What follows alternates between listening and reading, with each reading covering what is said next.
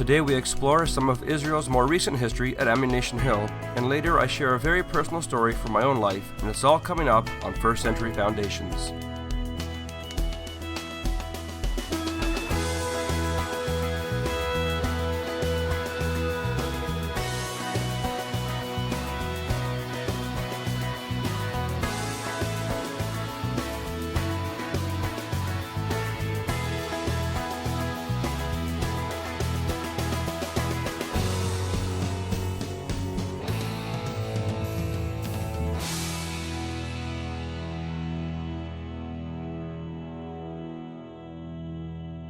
We're here at Ammunition Hill in Jerusalem, and this is a national memorial site. And talking to us today is Raphael, who's head of the events and coordinates things that happen here. Could you, well, first of all, thanks for taking time to be with us. I know you're really busy. Let our viewers know, what does this site commemorate? Okay, this is an historical site, represents and symbolizes, I think, the most important event in the Israeli history. Which was? Yes, we achieved our dream, and we not only have a Jewish state, we united Jerusalem that was separated, was divided for the first 19 years of the history of Israel. Right after the War of Independence. After the War of Independence, with a terrible situation that inside the Israeli capital city, we have a 7.5 kilometers of wall, like it was in Berlin until the year of 1990. That separates the Jordanian side, the eastern one, from the Jewish Israeli western side. The most terrible thing was that inside your capital city, you have a border, but not peaceful border, but from the other side you have enemies. Yeah. And Jews couldn't go to the eastern side, to the old city and to the holy places. Mm-hmm. What was life like when that wall was built? Were Jordanians just watching? Were they shooting? What was it like? There was also shooting. Really? They shooted. Sometimes they killed Israeli civilians, and the Jordanian had the explanation that the soldier didn't get the command to shoot, that he just get crazy. Right. Okay, but in such a city you can develop it. Not the economy, especially not the tourism. No. From 48 to 67, almost no tourism in Jerusalem for all the religious, for Muslims, for Christians, for Jews. Yeah. After Jerusalem was united, it's like and since June 67 until now, I think Jerusalem is flourished. The tourism is year by year is getting better, thanks to this war. Okay, and this place is like glorified, very happy event, the unification of Jerusalem. From the one side, we are happy, we should dance here. Yeah. On the other side, even a brilliant victory, as it was of the Israeli victory in all the fronts of the Six-Day War, and also in Jerusalem, has a sacrifice. That's right. And here we commemorate the life of 182 soldiers, the best sons of the Jewish nation, who gave their life to achieve this dream. Okay, is it okay if we go actually to the main grounds to see it? Of course, let's go. Okay, come and follow us. We are now talking about the battle that was here, an exemplary, very heroic battle. And in dark night, 2 o'clock at night, the beginning of June 6, one Israeli small company is coming from here to attack the Jordanians. And their way to come, to break the way to attack the Jordanians in the trenches of Ammunition Hill was from there. Now they were here, the Jordanians, right, where we are? The Jordanians were all over all the trenches. Okay. Okay, very well protected by the trenches and the bunkers. And the Israeli soldiers wanted to make them a surprise attack from the southeast and not from the west or northwest, from where the Jordanians expected an Israeli attack. Okay. And also the Israeli soldiers were sure by the intelligence that they got that here they had only, in the trenches, only 30 Jordanians. In reality, when they attack, it was 130. Oh wow, big surprise. They are coming, and all the tactical plans are like out destroying, the window, we say. out the way, because the Jordanians shooting them from all over. Oh, wow. That's why the area that we're standing on, it's called the triangle of death and fire. Wow. Because they're shooting from all over, it's like making a triangle. And in the first minutes of this battle, the Israeli small force got 6 dead soldiers and tens of wounded soldiers. Wow. And only after 3 terrible hours, one more force is coming to rescue the situation. Coming from the western side, more 50 soldiers are coming. But the commander, he made a mistake, not by purpose, of course. He sent most of his soldiers to this place, Triangle of Death. And only small force of 10 soldiers, only the commander, young lieutenant, his name is Nir Nitzan, he realized the mistake and he took his 9 soldiers to the western trench. And I suggest let's go inside also to feel how is it to be inside trenches, to fight inside trenches, and to tell the story about this small force that like won the battle. So it's okay. He made a difference. It's okay for us to go in there? Yes, of course. Let's go. All right, let's go. So I can't imagine. I mean, what it must have been like for those guys. I mean, this is so narrow. We were trying to carry. We had to carry equipment on them. Yeah. And sometimes they had to, jump out of the trench. It's possible, but they were in. Yeah, but I mean, there's no protection once you're up above this height. Yeah. But it was deeper maybe. But so this is part of a network of trenches. yes. And I was noticing that they're all built at different heights. That's strategic, right? Lower, higher as they go up. Yes, of course. But the Jordanians, in general, they were expecting an attack from the western side. But here, I've told you, they were very courageous, clever. They realized the Israeli plan to attack from behind. And for the Israelis to climb, it was very difficult because the Jordanians, they resisted very, very heavily and shoot them.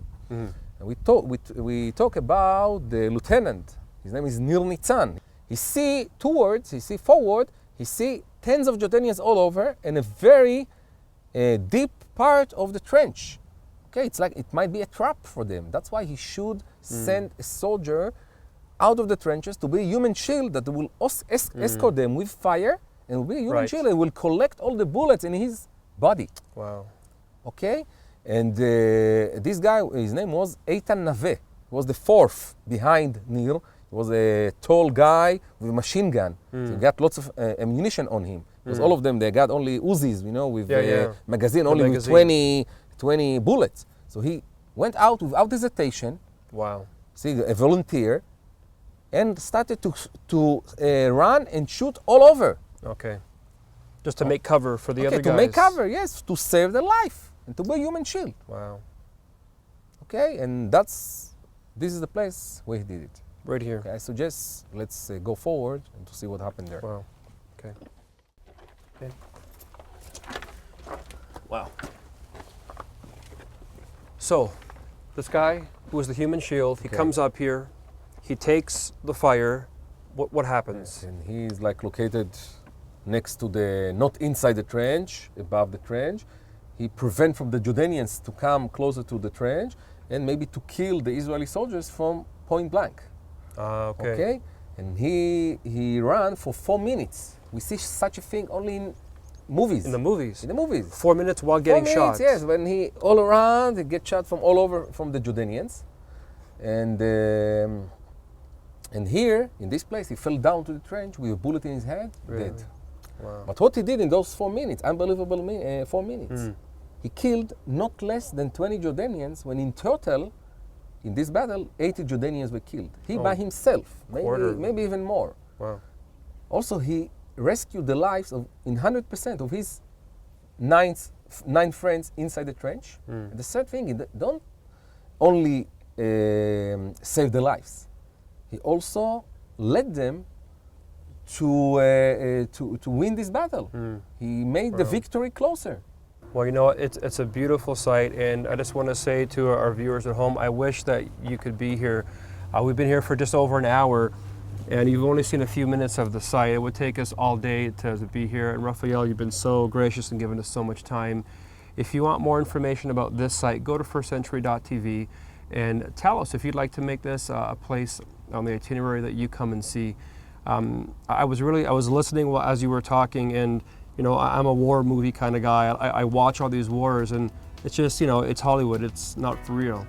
But when you come here and you hear these stories, this is real, and this country was built upon the sacrifices of so many people. I hope that you've enjoyed seeing this site. And Raphael, thanks so much for taking time. Thank you very much. I know you're busy. And we look forward to seeing you here, maybe even at Ammunition Hill. Yes, we will welcome you. Come to visit this historical, heroic site in Jerusalem. And if you're lucky, you'll get Raphael. When we come back, I'll be talking about faith the size of a mustard seed from its original Jewish context, and I'll be sharing a very personal story from my own life. God's Holy Days, the new DVD teaching series by Joe Amaral. Filmed in a conference speaking environment, infused with rich visuals such as photos and realistic video reenactments, this series will take you on an exciting journey of discovery. In God's Holy Days, you'll learn the meaning behind many symbolic parallels that have long been forgotten by the church. Find out why most Western believers have little knowledge of these feasts and how much there is to gain once we understand them. This 3.5-hour teaching series will show you how Jesus is both concealed and revealed in the feast of the Lord, from Passover through Tabernacles. You'll be amazed as Joe describes in detail how these feasts can still powerfully apply to all believers everywhere. Included with the purchase of this DVD is a 7-week study guide to help you personally apply these many truths. To order your copy, call right now, 1-877-628-2800.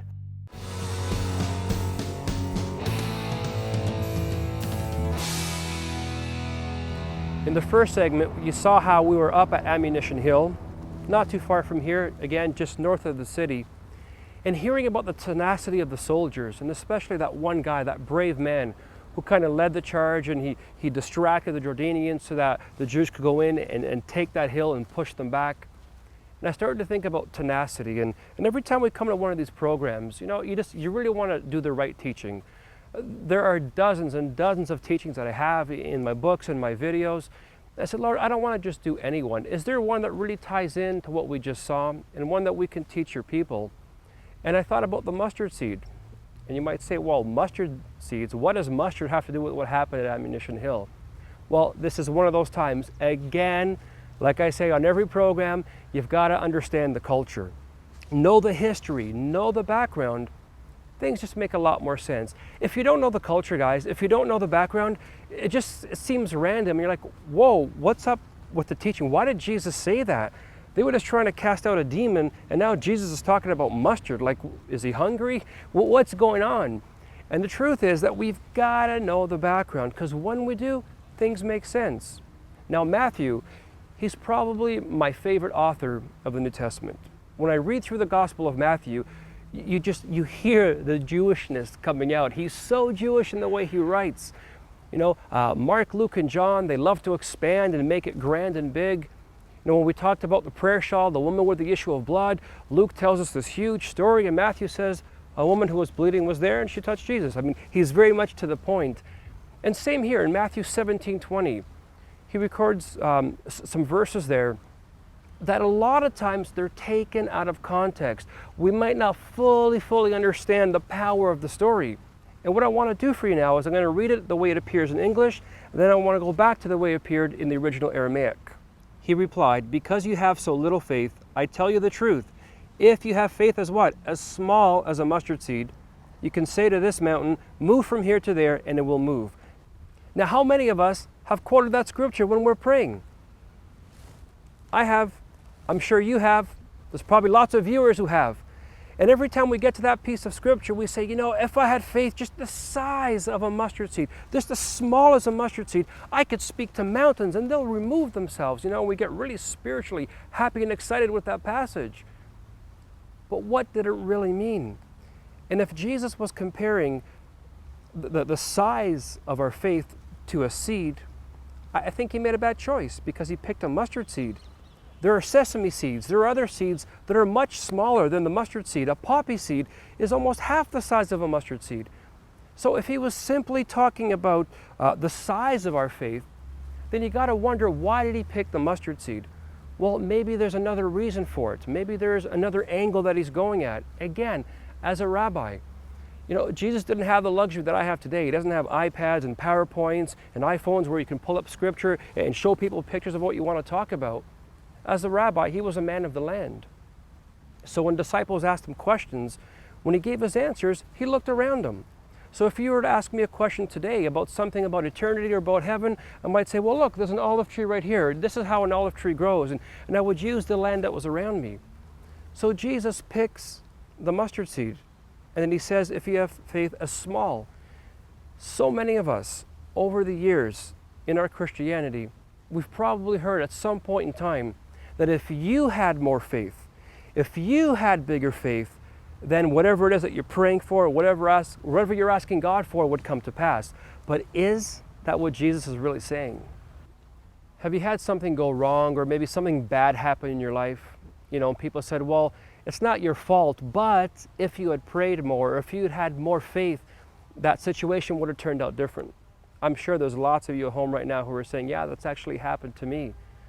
Well, years ago, my dad passed away from a brain tumor after a long, long battle. And I mean, I prayed not just as a preacher, not as a teacher, not as a minister, but just as a son, praying for his dad, calling out to God. Back home in Toronto, here in Jerusalem, on the Sea of Galilee, everywhere I could, I would pray for my dad and say, God, heal that brain tumor, take it away. We had people in my extended family, in my immediate family, my church family, the First Century Foundation's family, people were praying. In the end, my dad lost the battle to cancer. And it was devastating, it was hurtful. And I know a lot of you watching right now, you've gone through similar situations, whether it's with a spouse, a child, a loved one, a friend, somebody in your life. And he said, God, I don't understand how this could have happened. That person was such a person of faith. You know, and people look to this verse. I even had somebody, a believer, say to me, if your dad had more faith, he still would have been alive today. And that hurt me deeply. And I said, God, I don't understand. Your word says, if I have faith the size of a mustard seed, I know that I have faith that size, at least that size. But how could this still happen? It wasn't until I began to study what Jesus said in context, in the Jewish context of his day and of his time, that I was released from that. And that's why I'm doing this teaching today. I want you to be released from any guilt, and any fear, any oppression that's been put on you because of something that's happened that you thought maybe was your fault. And to get to the bottom of what Jesus was really saying, we go back to the Aramaic. Now, Hebrew was the written language, but Aramaic was the spoken language. And the Amplified Bible records the same story from the original Aramaic, and this is how it's worded there.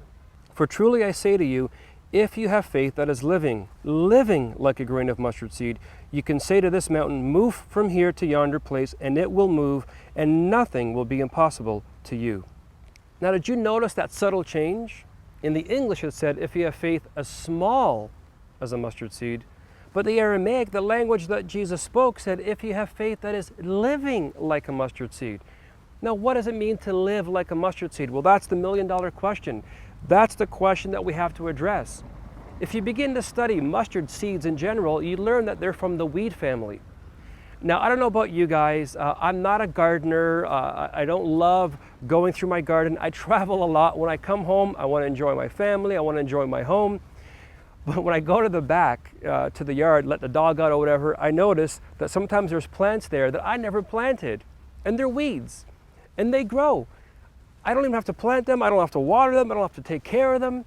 But that's what a weed does. A weed just grows wherever it's planted. And mustard seeds are part of the weed family. In fact, even here in this country, mustard seeds are so strong that even if you look in between homes or in alleys and you see like these large boulders on the ground, you'll see where mustard plants or small mustard trees have began to grow, and they literally move. They push those boulders out of the way. That's what Jesus was referring to. He says your faith has to be tenacious like a mustard seed. It's not the size of your faith. It's not up to you. You see, it's not the quantity of your faith. It's the quality. Believe in Him who has called you. Believe in His word. Believe in His promises. God is calling not just His church, He's calling us as His children to have the tenacity of a mustard seed. I want you to be released from whatever the past has put on you. Believe in Him. Know that He's the living water. Be rooted in Him. And no matter what the world puts on you, if you have faith that lives like a mustard seed, that mountain will move. Up next, we meet the amazing people from the ministry of the Peniel Learning Center in Tiberias. Don't go away. For 2,000 years, man has been studying the life and words of Jesus. But in our modern culture, can we truly understand what he really meant? Now we can. Joe Amaril's book, Understanding Jesus, removes the veil of history and brings us greater understanding of the time and culture that Jesus and the authors of the Bible lived in. In Understanding Jesus, we study the feasts of the Lord as Jesus celebrated them and find valuable insights into God's prophetic timetable throughout history. Knowing more about his ancient culture will give you accurate insight of the teachings of Jesus and will take your faith to a whole new level. This life-changing book can be yours for just $20.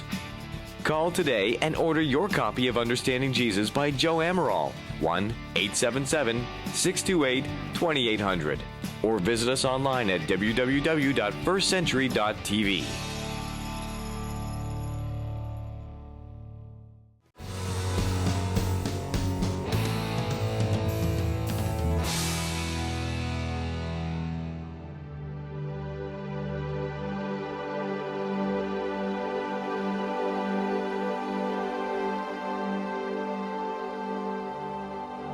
Between the Jordan River and the Mediterranean Sea, there stretches, for nearly 200 miles, a small and narrow country, the land of Israel. Though small in size, this country has had a voluminous history and promise of even a bigger future. Yet with all the faces and cultures that this country has seen, some things have stayed the same. The fishermen still fish the Sea of Galilee as their ancestors did thousands of years ago, and Yeshua is still making disciples along the shores. Just 300 feet from the shoreline stands the Peniel Learning Center, a Messianic elementary school dedicated to training little disciples. Hi, my name is Benjamin, and I'm the administrator of the Peniel Learning Center. 2,000 years ago, Yeshua, Jesus, walked on the shores of this same Sea of Galilee and called his first disciples. One of his last commands to his disciples was to go and make more disciples of all the world. That Hebrew word that Yeshua used, disciples, is talmidim, and it can also be translated pupils. I'm really happy to be on the shores of this same Sea of Galilee, making little disciples, pupils of Yeshua. In 1989, a Messianic Jewish family from here in Tiberias, from the Peniel congregation, wanted to provide a safe learning environment for their children who were being harassed in the public schools. And after numerous confrontations with different government bodies, the Peniel Learning Center was born as the first Hebrew-speaking Messianic elementary school in Israel. Currently, our yearly average enrollment is 40 children. And along with native-born Israeli children, we have children also from immigrant families. They've come from places like the former Soviet Union and Argentina and the United States. While we may be different in our backgrounds, what unites us is our common love for Yeshua. Our goal is to not only provide a quality elementary education, but also to develop godly character, to grow to be like Yeshua. Because Yeshua instructed his followers that they should be taught to obey all that he said. Our desire is to see the children grow in their relationship with Yeshua in order to become truly his disciples. All of our classes are in Hebrew following the Israeli Ministry of Education's plan. But each day offers opportunities to teach God's truth, whether it's studying God's laws of the universe through science or understanding the unfolding of God's plan of redemption through history. In addition to the required Torah classes, we also include lessons from the New Testament. שלום, קוראים לי סטפני, אני לומדת בבית ספר פניאל ונורא כיף לי להיות כאן כי זה לא כמו בית ספר לא מאמין ויש לי כאן הרבה חברים וזה בית ספר ידידותי. בבית ספר לא מאמין כולם הולכים לאיזה מין קבוצה ועוד 5 שרים לבד וכאן יש לך חברים וזה מגובש. Shalom, my name is Orit. I'm a mother to 5 boys. And I'm a special education teacher. I feel that it's a great place for those kids that need more help because it's a small school, small classes. The atmosphere is relaxed, little place. It has personal relationships and they work with the kids step by step, not much pressure. And it gives them a good place that they can just be themselves without the pressure of a regular school. And in the other hand, I send my own kid, my second kid, that is 10 years old. He comes and study here, and it feels like it's a great place for him. Being a private Messianic school, the Learning Center receives no funding from the Israeli government. The school and kindergarten is a ministry of the Peniel congregation of Tiberias, from which it receives funding to cover its operational costs. The teachers, however, receive their salaries from outside donations. We are grateful for the opportunity to carry out the work of our Lord in making disciples, and we are grateful for our friends around the world who faithfully stand with us in prayer and financial support. Please continue to pray for God's blessing on the school and for His provision to meet every need.